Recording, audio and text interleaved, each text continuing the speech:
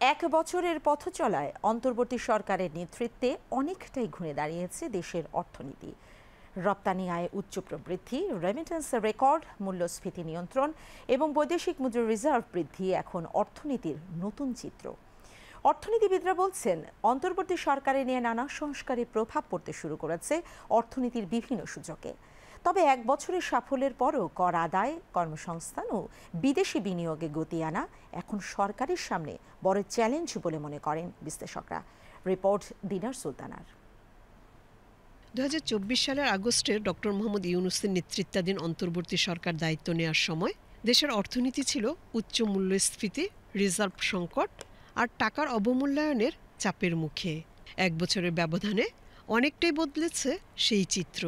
2025-26 অর্থবছরের প্রথম মাস জুলাইয়ে গত বছরের তুলনায় রপ্তানি আয় প্রায় 25% বেড়ে দাঁড়িয়েছে $477 কোটি। জুলাইয়ে রেমিটেন্স এসেছে $247 কোটি 79 লাখ, যা দেশের ইতিহাসে এক মাসে সর্বোচ্চ। বৈদেশিক লেনদেনে এসেছে $3 বিলিয়ন উদ্বৃত্ত। রিজার্ভ দাঁড়িয়েছে $30 বিলিয়ন। মাথাপিছু আয় বেড়ে দাঁড়িয়েছে $2,820। শুধু তাই নয়, জাতির উপর চাপিয়ে যাওয়া ফ্যাসিস্ট হাসিনা সরকারের $156 বিলিয়ন বিপুল ঋণ এখন শোধ করছে ইউনূস সরকার। নানা চ্যালেঞ্জ কাটিয়ে আর্থিক খাত এখন অনেকটাই স্বনির্ভর বলে মনে করছেন অর্থনীতি বিশ্লেষকরা। তো সামগ্রিকভাবে কোনো জায়গায় আমরা দেখি না একটা স্বস্তির অবস্থা। সেখান থেকে এক বছরে ব্যাংকিং খাতে অনেক উন্নতি দেখা গেছে। দুর্বল ব্যাংকগুলোকে কিভাবে আবার সবল করা যায়, সেখানে মার্জার অ্যাকুইজিশন করা কিংবা অন্যান্য পদ্ধতিতে সেটার করার জন্য একটা আইনগত ভিত্তি তৈরি করা হয়েছে। কেন্দ্রীয় ব্যাংক 3টা টাস্ক ফোর্স করেছিল শুরুর দিকেই। তো এই টাস্ক ফোর্সগুলো কাজ করছে। ব্যাংকিং খাতে অনেকটাই সচল অবস্থা ফিরে এসেছে। যাচাই বাছাই না করে ঋণ দেওয়া সেটা বন্ধ হয়েছে। বৈদেশিক মুদ্রা রিজার্ভ সেটার পতনটা বন্ধ হয়েছে এবং এটা রিজার্ভের পরিমাণটা বাড়ছে আস্তে আস্তে করে। রপ্তানি বেড়েছে এবং রেমিটেন্সও বাড়ছে। টাকা ডলারের বিনিময় হারে স্থিতিশীলতা এসেছে। এক বছরে অর্থনীতিতে স্বস্তি এলেও আছে বেশ কিছু চ্যালেঞ্জও। বাজার সিন্ডিকেট ভেঙে মূল্যস্ফীতি এক অঙ্কে 8.55% নেমে এলেও এখনও সাধারণ মানুষের জীবনযাত্রায় চাপ রয়ে গেছে।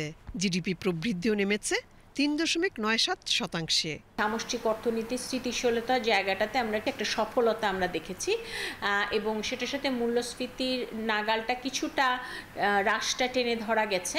এর পাশাপাশি সার্বিক আর্থিক খাতে বেশ কিছু সংস্কারের কাজ শুরু হয়েছে। আর্থিক খাতে যে বিভিন্ন ধরনের সংস্কার বা বিভিন্ন ধরনের পরিবর্তন শুরু হয়েছে, সেই জায়গাগুলো নিয়ে একটা মোটামুটি একটা মিডিয়াম টু লং টার্ম একটা প্ল্যান দরকার এবং সেই দিকে আর্থিক খাতে কিন্তু আরও বেশ কিছু কাজ করবার আছে।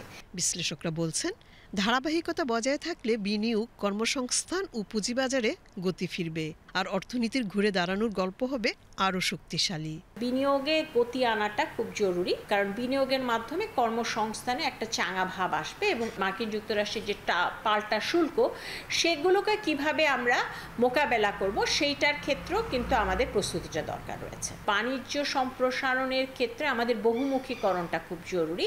আমরা যদি পোশাক শিল্পের কথা বলি, সেই পোশাক শিল্পের মধ্যেও কিন্তু বৈচিত্র্য আনার মাধ্যমে আমরা এই জায়গাগুলোতে আমাদের কিছু দীর্ঘমেয়াদী পরিকল্পনার দরকার আছে, যদি আমরা এই বিশেষ করে আমাদের পাল্টা শুল্কের যে চাপটা রয়েছে সেটাকে মোকাবেলা করি। কেন্দ্রীয় ব্যাংক সংকোচনমূলক মুদ্রানীতি অবলম্বন করেছে, যেটার ফলাফল আমরা দেখছি যে মূল্যস্ফীতিটা কমছে, কিন্তু কমার হারটা অনেক কম, ধীর গতিতে হচ্ছে। পুঁজিবাজার এখনও এটা ঘুরে দাঁড়াতে পারেনি। এখানেও সংস্কারের উদ্যোগ নেওয়া হয়েছে, কিন্তু ধীর গতিতে হচ্ছে। এটার একটা অন্যতম কারণ যে এক বছর তো আর এত বেশি সময় না, এত কিছুতে হাত দেওয়া যায় না। সুতরাং যে কাজগুলো হয়েছে সেগুলি ভালোভাবে সম্পন্ন হলেই কিন্তু অনেকখানি আমরা ভালো ফলাফল দেখতে পাবো। মাত্র এক বছরে বাংলাদেশ লিখেছে এক অন্যরকম গল্প। এই গল্পের সাফল্য ধরে রাখতে স্থিতিশীল প্রবৃদ্ধি, মূল্যস্ফীতি নিয়ন্ত্রণ আর বিনিয়োগের নতুন দিগন্ত উন্মোচন করাই হবে আগামীর লক্ষ্য।